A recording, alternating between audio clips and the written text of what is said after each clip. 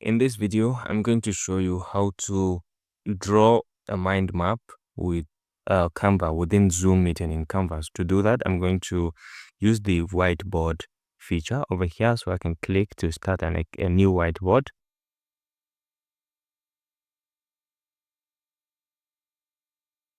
Okay, so once I'm here, I can come to these more tools. I can see mind map over here. So once I click here, it is going to ask me to add a text. For example, I can say start here. So to the right, I can add different things. For example, step 1, and we can add another one, step 2, for example. And then if you like, you can add also towards this end. Then I'll step 3,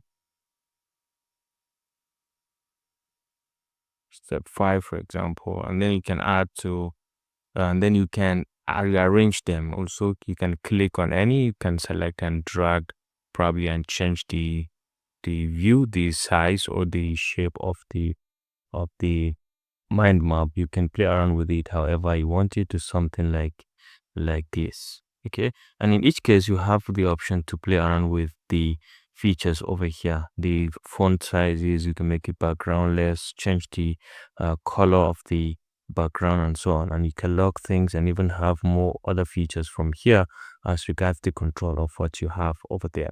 And then you can always collapse a particular section, or you can add in and remove section also if you want.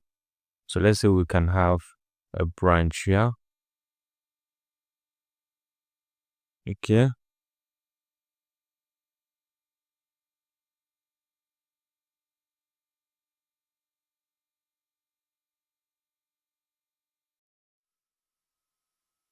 So you can just go ahead and create as many of the branches as you want. And once you're done, you can export the entire thing from here.